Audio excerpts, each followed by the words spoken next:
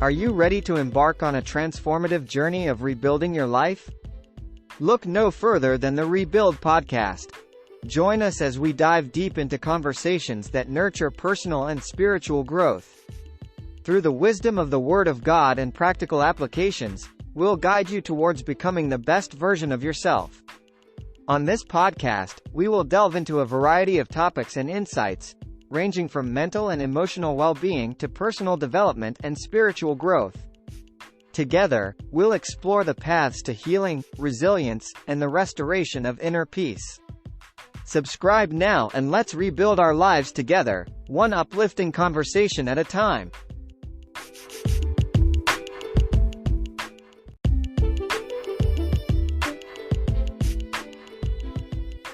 Hello, everybody, and welcome back to the Rebuild podcast. I'm your host, Sean Romey, and today I'd like to talk about volunteering and giving back. Serving others, in other words.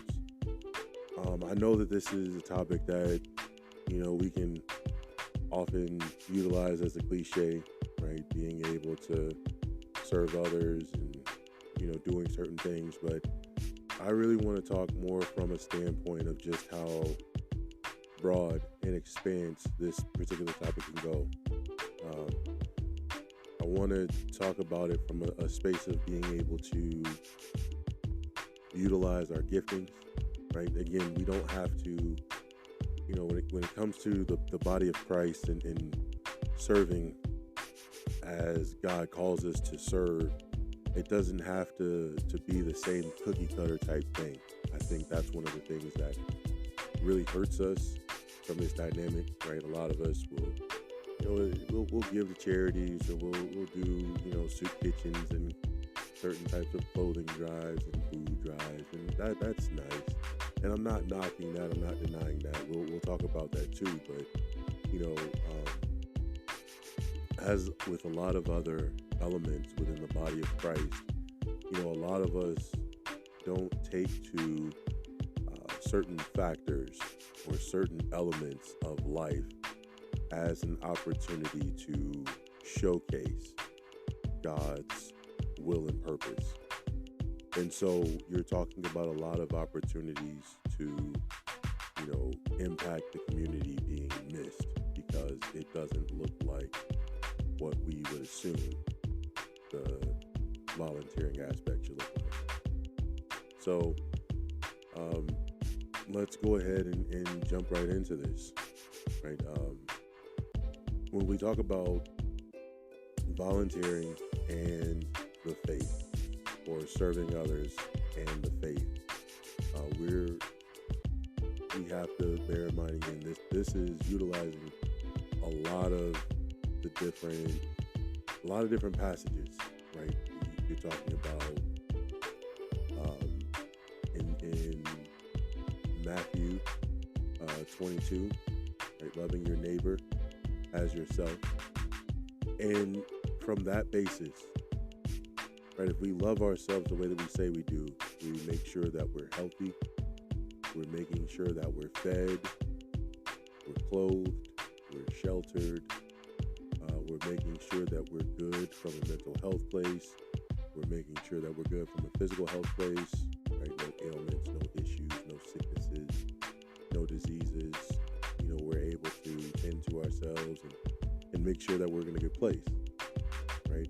That is the same thing that we will want for others, right? And then not only that, but the action, right, of taking care of self, right? We want to ensure that whatever we give out, that is what we would expect, right? So if I'm looking for people to respect me, then I have to showcase that respect. And if those people choose not to, which Matthew 6 talks about, where even if those individuals say they despitefully use us, or they try to abuse us or take advantage of us, I'm still showcasing the love of God towards them. Right? 1 John, I believe it's 4, talks about that. Right? How can we love a God that we don't see, but we hate our neighbor who we do see? right? And there's no way that the two can coexist because God is love, right? And if we're taking care of ourselves, or if we're loving appropriately, then we do understand that we're ensuring the best for that person, even if it might not be reciprocated back to us. Okay. When, again, considering the idea of volunteering, I like to look at it from the standpoint that a lot of entrepreneurs do. And not to say that, some of these opportunities that we're giving out can't be monetized. But again, in the grand scheme of things, we're looking for answers to questions. Okay. And we want to make sure that when we're in these places and doing what we're doing, we're giving everything that we have, right? Because we're doing so in alignment with God's will and purpose. We're doing so unto God. We are doing so as ambassadors of the kingdom of heaven. Okay.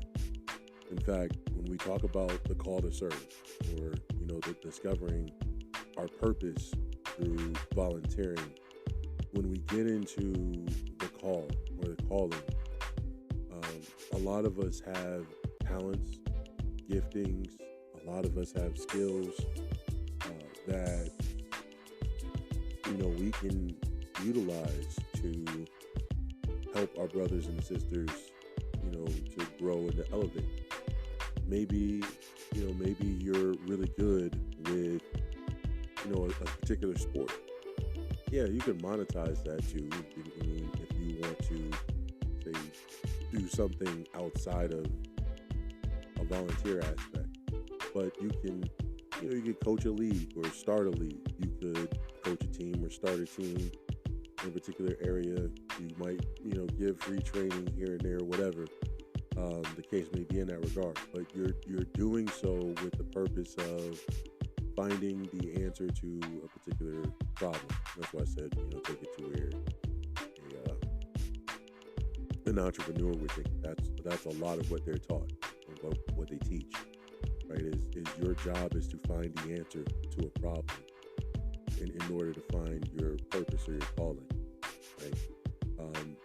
But again, with volunteering, you're doing so from the same aspect as you would,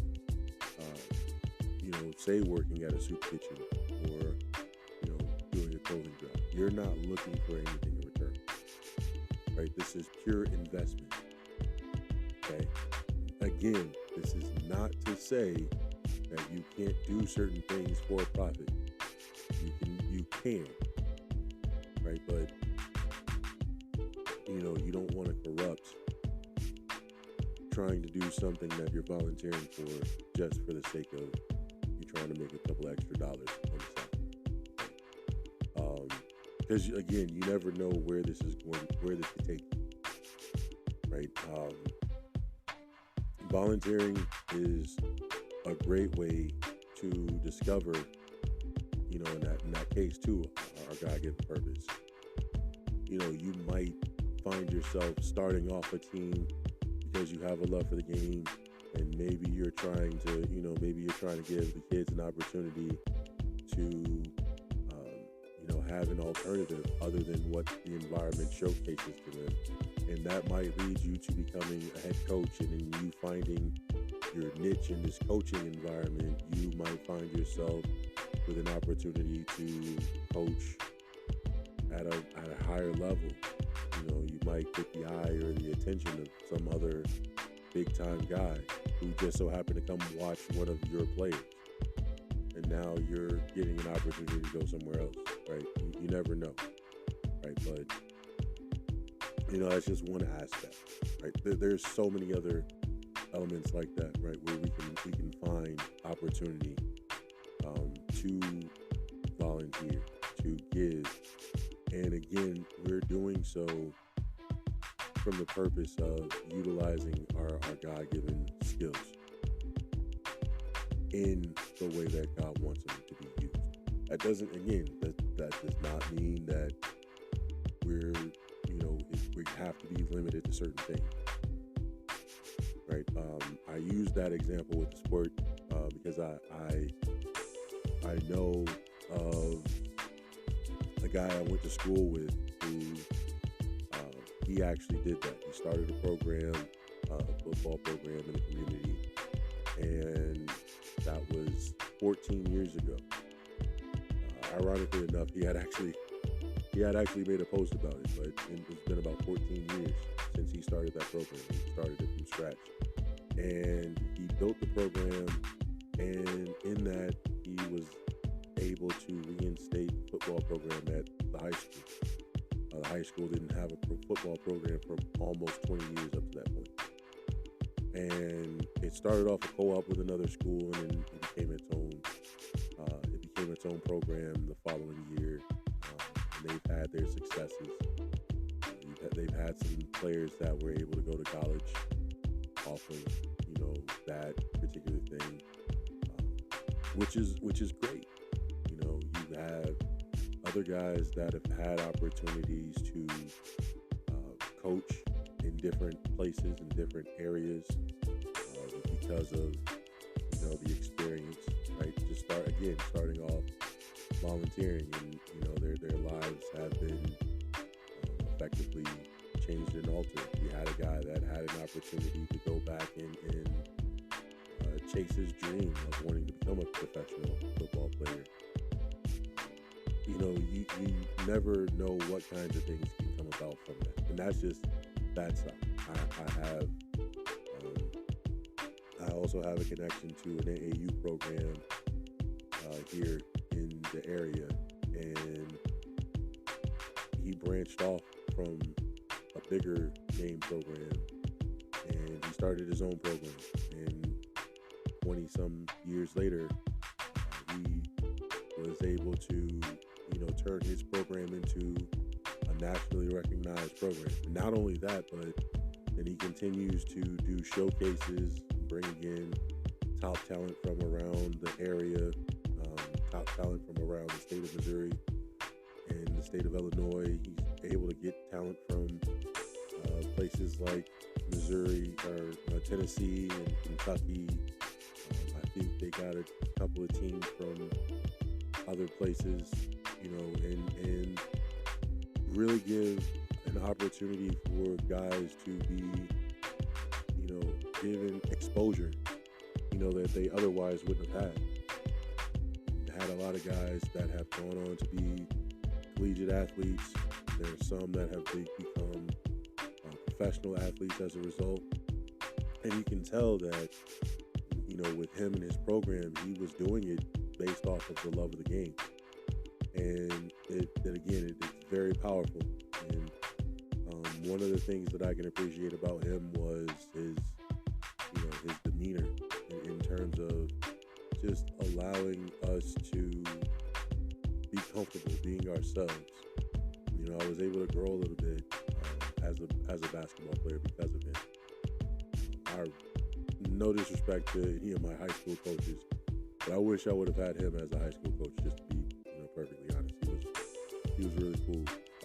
I do appreciate him, for that. But again, you're talking about a guy who, he's very well connected in the area too, and again, he was able to build a very successful program as a result. And again, he's still making a lot of big time moves in that aspect. Just volunteering. I have a friend back in San Diego who is a comedian / playwright, and he's done a few productions. He's done a few stand-up events, and he's building his program up. And this is on top of him already being, a full-time minister. But you're talking about giving, up-and-coming actors and even some established actors in the Broadway theater kind of scene opportunities to step into that field, giving comedians an opportunity to, step into that realm as well, build their, be able to build their, their resumes, and that, again, it's a really great opportunity, and seeing people being able to, build off of the successes that come from those things, and that's why I said it doesn't have to be limited to just going out and going to a superstore or going out and doing a simple clothing drive. Right? If it's tied into what your purpose is in life, the opportunities for compensation will come, right? But if you're doing it strictly for, finding purpose and presenting opportunities and things along that line, again, you'll definitely have a great sense of accomplishment and impact in that regard, right?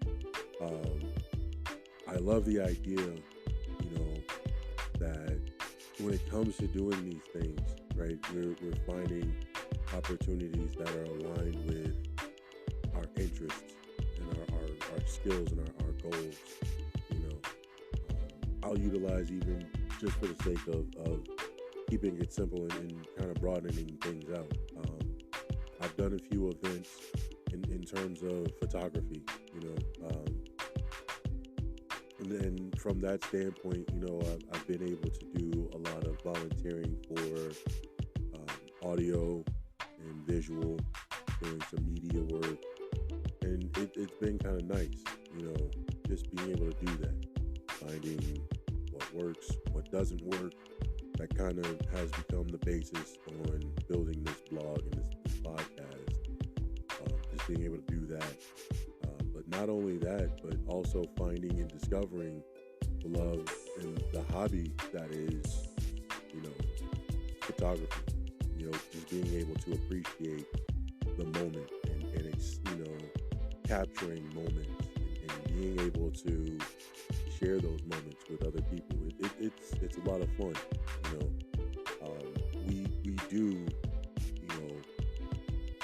We do have to understand that when it comes to finding, those talents or those skills or those abilities that can open us up to other opportunities and things of the sort, that we remain open-minded. Right? Again, I've watched over the years, when we talk about ministry, most people, when they talk ministry, it's usually the same aspect. You're in the pulpit, or you're going out and you're running into people and evangelizing, basically giving the same spiel over and over again. But ministry is so much broader than that, so much more than that.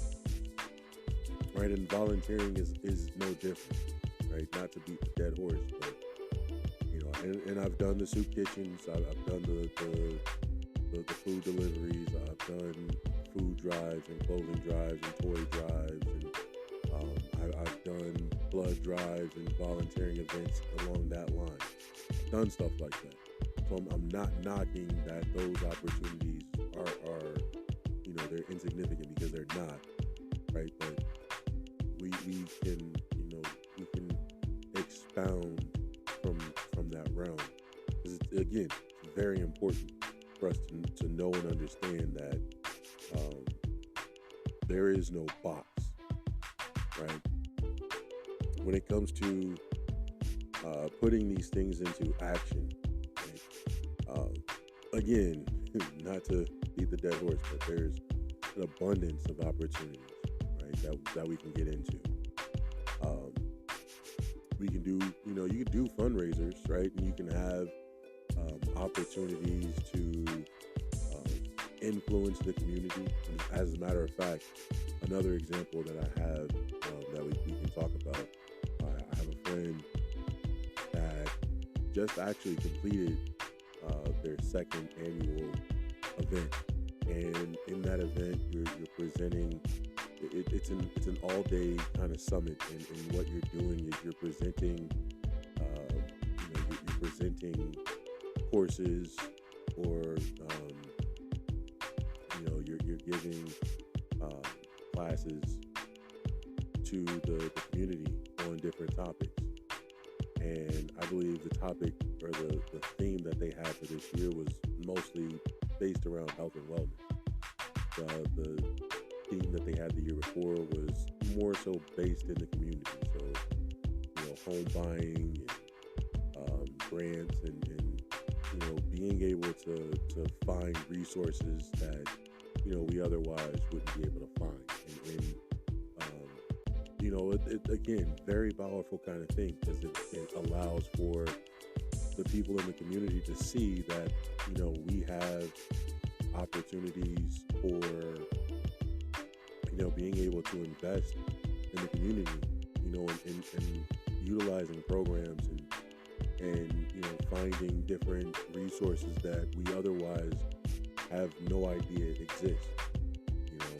And the same thing with the physical health, right? We're finding the same thing. We're utilizing resources, and checking alternative measures that we otherwise would not have access to or understanding of, because there's so much in terms of deterrence or other factors, lack of knowledge, et cetera, that can really keep us from finding out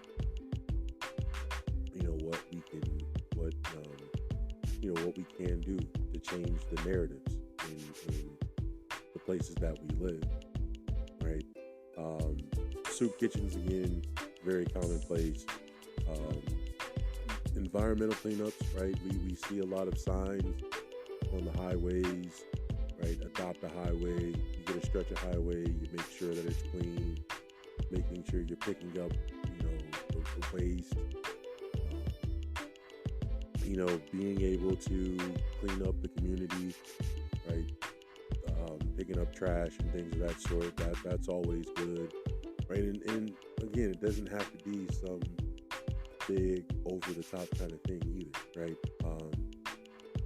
I have a couple of former classmates that they did some walks for particular causes, fundraising to certain causes. I believe one was diabetes, if I'm not mistaken, right? And utilizing an event like that is great, because again, it brings awareness, right? Mentoring is always something that is a big deal, right? You're talking about young men who might not have father figures, young women who might not have mother figures, vice versa. You're talking about young children who might not have parents at all. You might live in an environment where there's not a lot of opportunity for productive activity. Again, always something, right? You might be very gifted at a particular subject, right? You might have tutoring programs. That's always something nice to bring to the table. You could offer certain services. There's all kinds of things along that line. And again, as you would process as an entrepreneur, right? You're thinking about finding solutions to issues and problems that come about in your environment, in your neighborhood, in your community, and you're doing so again from the standpoint that you're giving an opportunity for people to do something, to give back, right? I love that idea. I do recommend, if you're going to find something, or if you have troubles looking for something, definitely go online. Look those things up. Look up for volunteer opportunities. I know I'm not in the military anymore, but when I was was in the military, they had a lot of different opportunities for volunteering, where we could go out and do things. Again, tied some of them tied into beautification, so being able to, take care of lawns and picking up trash and things along that line. There are, opportunities for, helping out with certain events. I know you can, I know that they used to have, when I was stationed in San Diego, they would have the marathons and half marathons. You might be one of those people that could hand out, water. That's a great opportunity to, give people, to help them to not pass out, while they're, running. Or maybe you're the type, you're helping get people from one point to another. All great opportunities.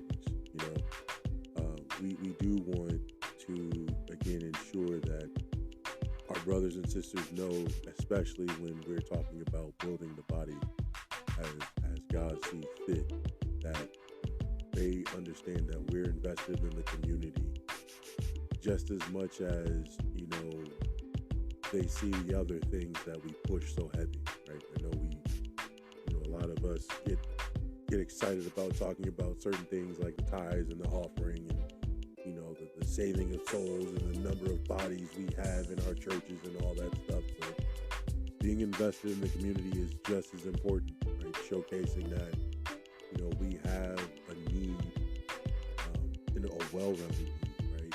Education, politics, right? Volunteering in politics is a big deal, right? Maybe helping to be a part of a campaign, maybe planning the campaign, maybe running a campaign. That's always nice, because again, it showcases the ability to give back to the community, right? When we're talking about being able to serve others, we're talking about how it allows us to build our faith, right? That's also very important.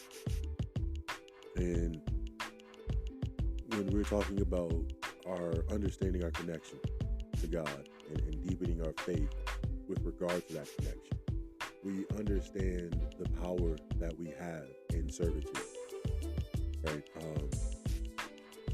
You're talking about the example that Jesus Christ left behind for us, right? You're talking about everything that he did was out of service.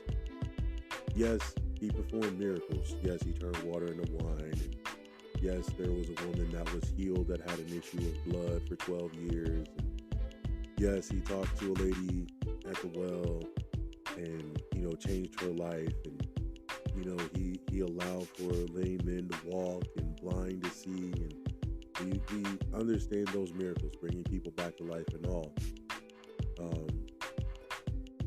But we sometimes miss the servitude, right? He taught his disciples. He gave them lessons. He taught those that were willing to listen. He would, because he had masses following him. He gave them lectures. He gave them parables. He gave them insight. You're talking about,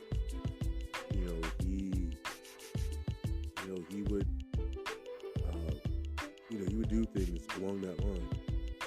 And again, all necessary. And I love it because everything that he does goes back again to reflecting off of what God wanted for each and every one of us. Right? When we go back and look at again Genesis 1 and 28, when he's telling us to be fruitful and to multiply and to fill the earth and to subdue it and to have the dominion, everything that we see that Jesus did follows in that regard, right? He studied the people. He understood the people. He came, when came in to do what he was doing. Yes, he did the 3 years worth of work. But in the 3 years worth of work, you think about, he went through 30 years of preparation. Yeah, in the word, there's a huge gap between him, I think, going from, it was 12 to 30, or it was 18 to 30. But there's a huge gap, right? We find him at 30 years old, and he's now going and doing his work, right?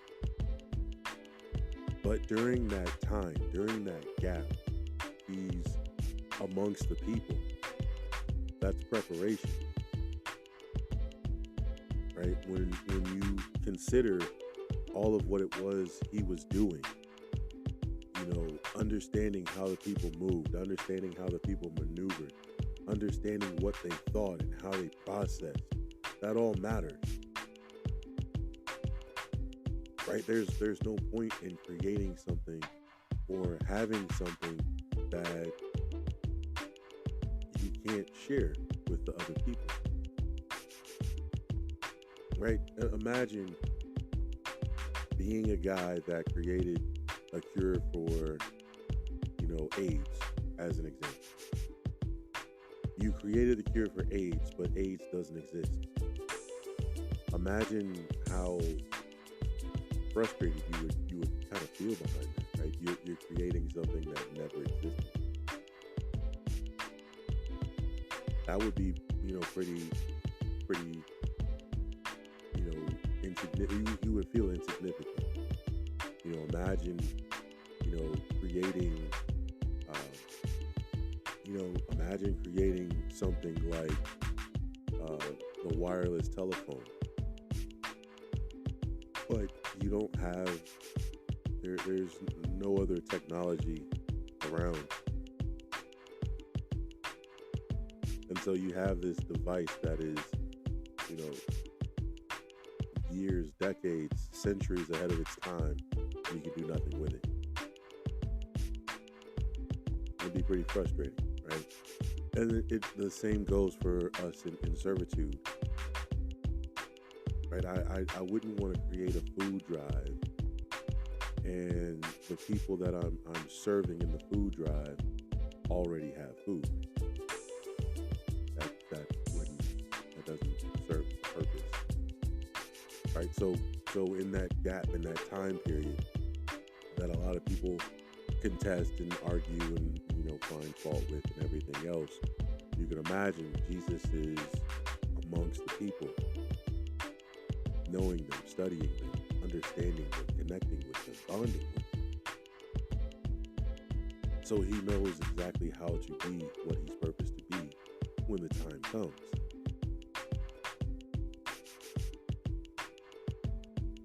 As a matter of fact, if you allow me to pull up real quick a passage from James chapter 2, I think this will be perfectly fitting.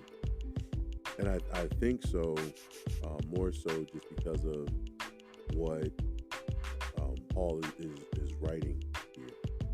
And it says this: "What doth it profit, my brethren, though a man say he have faith and have not works? Can faith save him? If your brother or sister be naked and destitute of daily food, and one of you say unto them, Depart in peace, be ye warmed and filled, notwithstanding you give them not those things which are needful to the body, what doth it profit? Even so faith, if it hath not works, is dead, being alone." You think about that. How can I put myself in a position to say that I'm doing well or I'm meeting a need if I'm not really meeting a need, right? If I'm not understanding what needs to be done.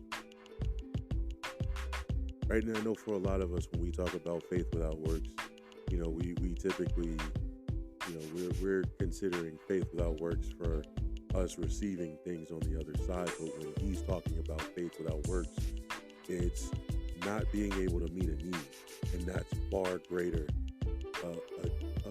disappointment in the grand scheme of things, right? Because especially if we have the means or the capabilities of being able to do so, right? Imagine just how far we can go with being able to reach out and connect with another person by meeting a need first. And I think back to a time where I was in the military, and on my first command, I was back in the church. I was only in the church for a little while at that point, but one of the things that was pretty powerful for me at the time was I really started to see a change in myself, and even the people around me, started to see a change. And I remember, going through this. I was going through a huge test, if you will, and one of my buddies just so happened to, he was kind of caught off guard, like, bro, why are you not, like, if I were in your shoes, man, I'd be like flipping out and doing this, doing that, and blah, blah, blah, blah. And without even thinking twice, I was like, hey, man, it's God, bro. It's the church that I go to. I'm learning. I'm getting practical application of the word. Come check it out. And allowing, the substance of just being able to give him something that was needed for him, it allowed him to be able to navigate through his own journey, in his time. But it was that moment that really, like, opened the door for me to learn how to connect with people, find out what it was they needed, and not necessarily having to be so religious, if you will. Like, sometimes, the things that we need don't have to be so over the top. As a matter of fact, a couple of years later, I was serving in one of my collateral duties. I was taking a person to one of their appointments, and in the process, I'm having a conversation with them and just asking them questions, about what they're looking for out of life, and what their passions are, things of that sort. Just kind of getting to know the person and really kind of finding out what they're looking for in life. And it was unique to see, them really start to change as a result of that. And I didn't realize how much of an impact I had on them until a couple years later. I was in my own little place, and that person, I guess saw the message and sent me this really long, heartfelt message about your effort, you investing into me in that regard really is what changed my life, and my career trajectory and all, and I was like, wow, powerful, and again, we think that, again, that aspect of volunteering or servitude is just simple. Oh, I'm just giving this, or I'm doing this, but it can be, just being able to meet a need. Sometimes, and Jesus showcased that in some of the actions that he took when he met some of the people that we find to be key elements or key people in the stories. These are people that when you go back and you really take into consideration what Jesus was doing with them and for them. You know, yeah, it was seamless conversation in some cases, but when you really delve into it, he was meeting needs. You know, you think about the woman at the well.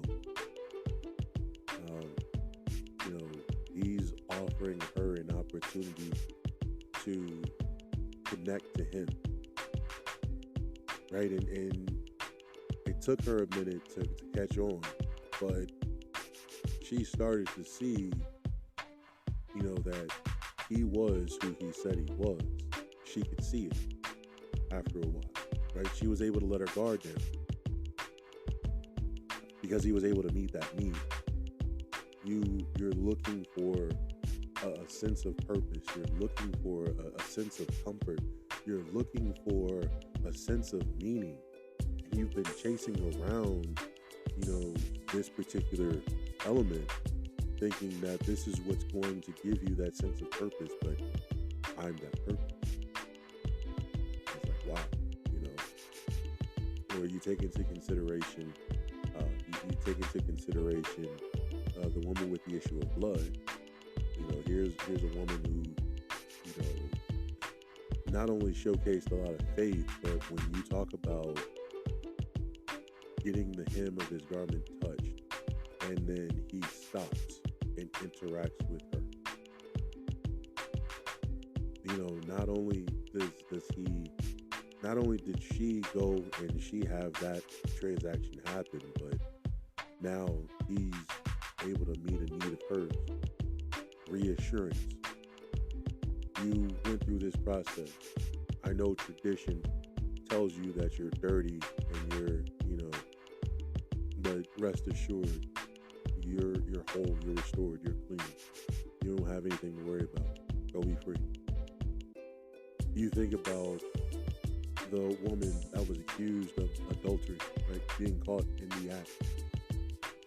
Sorry, ironically, all of the examples I'm using are women, but you think about that woman, right, being caught in the act, and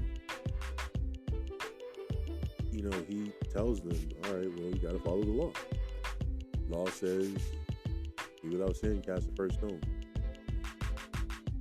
And realistically, there's other things that were supposed to take place too, that they also, the Pharisees and Sadducees also failed to uphold to. And because of the technicality, they left. And he told her, like, look, you know, understand you don't have to be this. Right? Again, whatever you were doing, you're not that. You're greater than that. You have a purpose to fulfill. Go fulfill your purpose. You talk about the entourage that he had with him, right? His disciples. He was able to meet needs that they all had. He was not only, you know, there being the quote Messiah, doing signs and things. Like I said, he was investing in them. He was serving them. He was giving them insight and information. He was, you know, he was allowing his movement to flourish through them because of the investment. Powerful, you know, when you really think about that. When we think about, you know, the obstacles that he faced, they'd be no different than the obstacles we face. You know, when we do take into consideration the things that we have to go through, right? Great example when talking about the time, right? For Jesus was the Messiah, so, you know, he had nothing but time on his hands. But when you consider, he still valued the time. He never did anything out of time, right? He allowed things to happen when they were supposed to happen. And for us, you know, that's one of the challenges that we have, because, you know, we're trying to balance, you know, our personal lives, our work lives, our spiritual lives. Sometimes we compartmentalize them. We don't allow them to mesh and blend together. We're trying to keep everything orderly. Sometimes we're putting things into an aspect of routine, and we might have too much going on, and we might not think we have time, right? But again, when you talk about how broad and how wide this avenue is, you start to realize it doesn't have to be anything grand. It doesn't have to be anything major, right? When we're talking about being able to find solutions, right? You can find short-term opportunities, right? Maybe you only have enough time to do a specific event.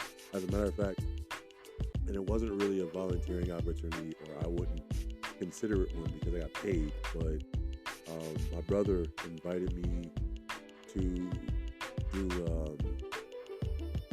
do an event, and basically he and I just operated the shot clocks at this particular school while they were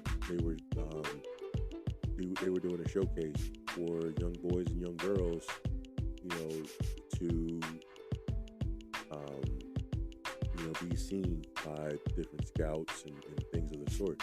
I'm like, oh, that's really cool, and again, being, it's something that doesn't happen very often, but when you take into consideration an opportunity like that, you're allowing for a situation to happen, right? Because without one piece, nothing else might be able to flow properly, right? And it might just be a one-time thing. It could be something that you might just decide to do because it's a different thing for you. It could be you're doing it so you're able to provide a connection that maybe otherwise wouldn't be there. I remember doing an event like that once for Christmas. One year, a group of us went to this place in downtown San Diego, and we were serving the people that stayed in this temporary shelter. It was a fun experience. I got to relive being a food service attendant on the ship / food service attendant in a McDonald's. I used to work at a restaurant back in the day, but it was a lot of fun, being able to wait people and serve people, and you have, conversations here and there, and connecting with different people, and you learn different stories, and, being able to have that moment with them, and you learn to appreciate life, and you're giving them a moment and having an opportunity to, feel special, feel valued, right? Because a lot of people that come from situations like that might not feel that way, right? And I know we talked about that from the standpoint of mental health, and some people miss out on opportunities to connect like that, right? And in the service, that's another one of those that's a big deal, where you have service members that might not be able to go home, right? They might not have a home to go to, or they might be alone because they don't have anybody to spend that time with. And that can cause a lot of mental health and issues in that regard, right? Another opportunity to volunteer, serve a meal, and have that moment with your coworkers, right? Because that could be something special too. When we're talking about leading by example, right? That goes back to showcasing who God was with each of us, right? And we understand that that's a very powerful thing. But not only that, but when we're meeting those needs, we want to make sure when we're going to set up for things like that, we're being realistic too. Right? Don't, sometimes I think we fall victim to that too, right? We get into the moment, we might enjoy it, and then we're trying to overcommit ourselves, right? In some cases, we're doing it, in the moment. Some cases, we're doing it because we're really trying to appease our conscience, right? Kind of compromises the real essence of servitude as appropriate. So we want to make sure that we're being realistic when we're setting those goals, right? And if it is something that has to happen once every blue moon, there's nothing wrong with it, right? Don't guilt yourself into thinking you have to do it all the time, and don't guilt yourself into thinking that you're having to do this to appease your conscience. Oh well, I do this for that, right? Because last thing you want to have happen, right, is you get into the place of judgment, and you say, Lord, all of the works that I've done, and He's telling you, depart from me, I've never known you, I never knew you. Right? We don't want to do that, right? We can, even if you can't do big things, small acts of micro volunteering.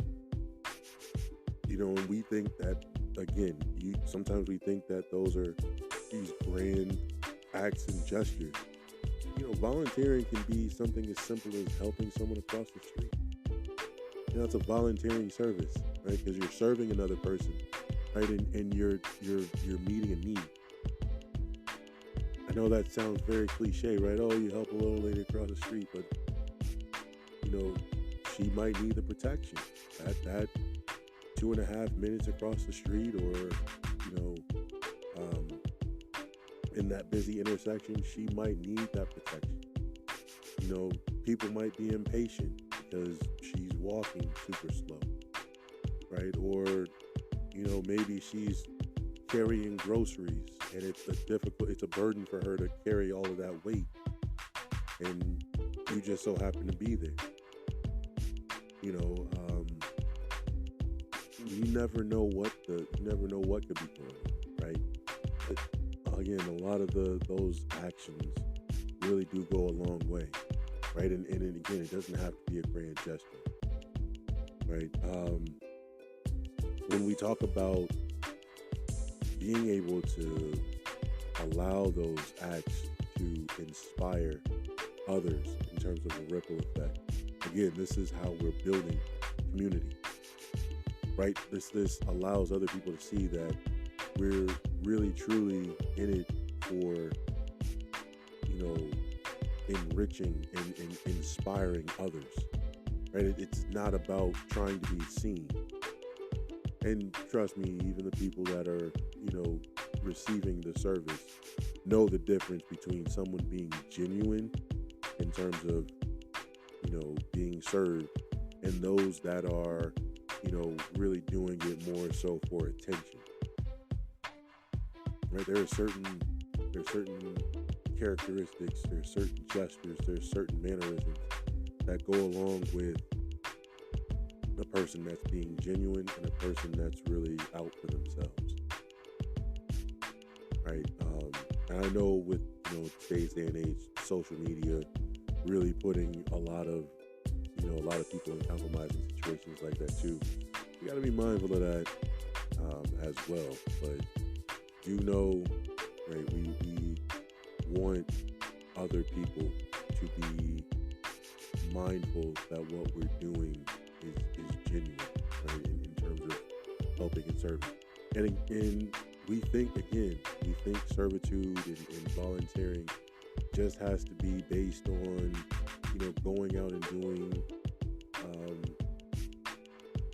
in the standpoint of being out in the community. Sometimes your service might even just be in the home, right? Maybe helping a family member that's in a certain situation, maybe being able to tend to them for a little bit, or offering an opportunity to maybe watch their children while they're going to take care of an errand, or maybe even go on a date, whatever the case may be, right?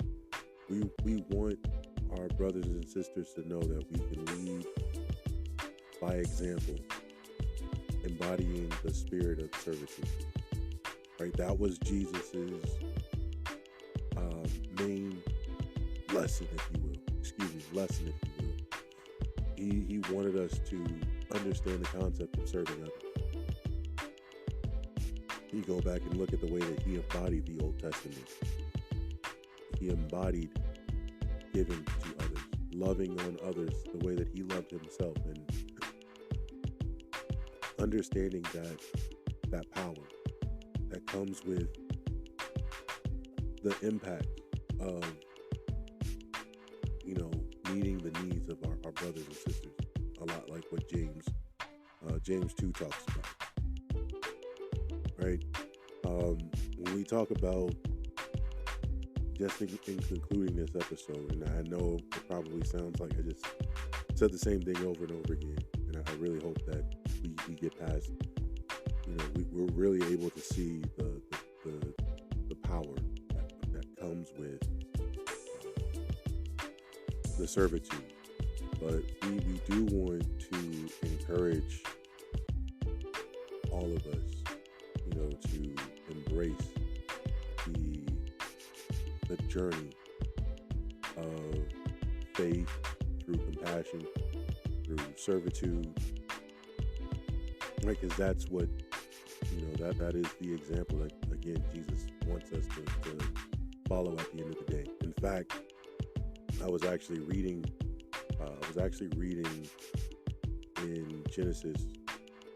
Sometimes I like to go back and, try to see how far I can get into the word, starting from the beginning. And I became fascinated with the word tend, because when God created Adam in the natural sense, his responsibility was to tend to the garden. And when you think about as a matter of fact, I'll see if I can pull up the definition now. But when you think about the word tend, you're talking about being able to. You're talking about being able to pay attention to, or to serve, or to watch over, or to take care, or oversee, to cultivate, to foster, or to manage, and that word really spoke volumes to me when considering what it was that God had Adam to do when it came to tending to the garden. But then I'm also looking at that dynamic of man and woman, and I know this might be a little bit off topic, but hopefully this can all tie in together. But when he created the woman in the same vein, her purpose was to help him, aid him, tend to him, and the purpose now becomes the two tending to each other in order to allow for fulfillment to happen. So we're looking at, in the grand scheme of things, everything being necessary to tend to one another in order to have fulfillment, if you understand that concept, right? And that's a very, very powerful thing, right? We want to know that, again, everything is needed. It's important. It's necessary. It's there for a particular reason. And to be able to cultivate that thing, or to tend to that thing, to look after that thing, to watch over that thing, to love, as God tells us in Matthew 22, right? To love our neighbors as we love ourselves. That means we're tending to them as we would tend to ourselves. Kind of full circle thing. And again, that's something that we need to really, grasp a hold of. You think about um, Proverbs 19 and 17. Whoever is kind to the poor lends to the Lord, and He will reward them for what they have done.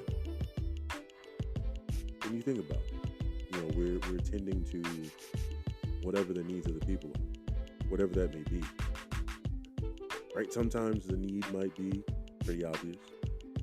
Sometimes the need might be, it might be a little bit subtle, but it's still possible, right, to be taken care of. We want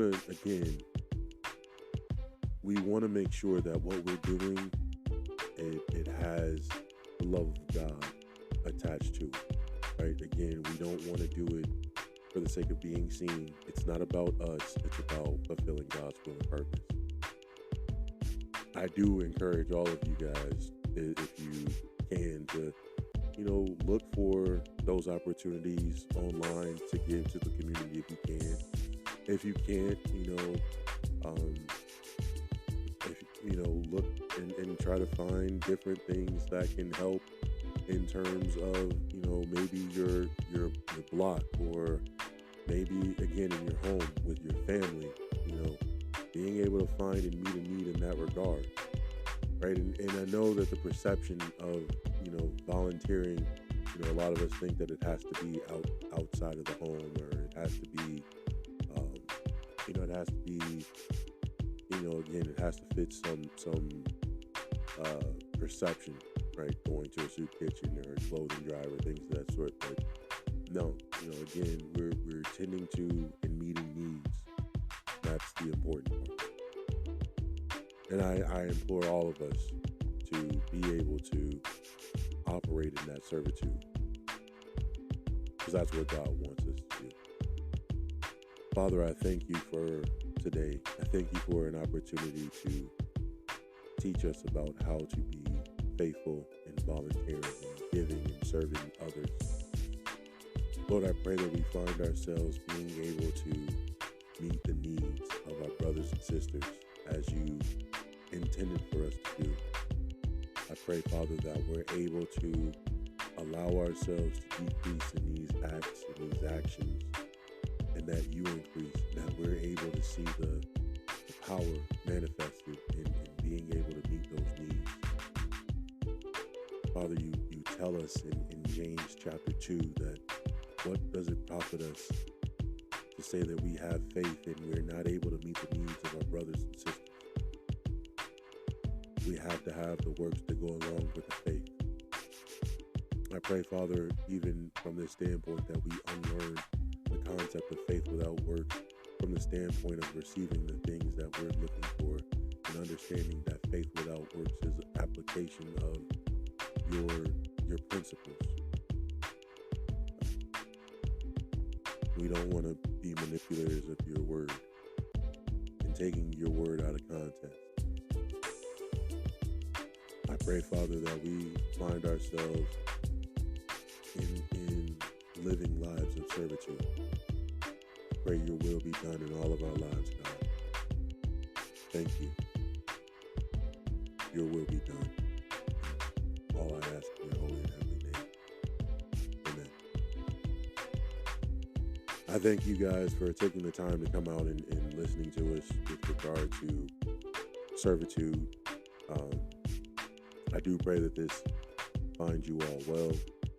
I do recommend, you guys going and finding volunteering opportunities, whether online, through your local churches, through whatever means you can. Until next time, though, ladies and gentlemen, I do pray that you guys are able to find your purpose. I pray that you're able to find your success. I pray that you're able to find your peace. I do want to see all of us, succeed at the end of the day.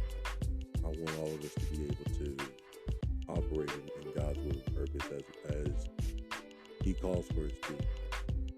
And until next time, this is the Rebuild Podcast. I love you all. Peace.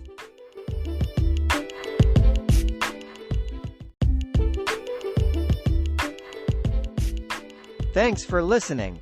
If you enjoyed this episode and you'd like to help support the podcast, please share it with others, post about it on social media, or leave a rating and review. Tune in weekly as we dive into topics such as finding your calling, overcoming obstacles, building resilience, and strengthening your relationship with God. If you're ready to embark on a transformative journey of faith and personal growth, then join us on the Rebuild podcast. Together, let's build a solid foundation that aligns with God's will and leads us to a life of purpose and fulfillment.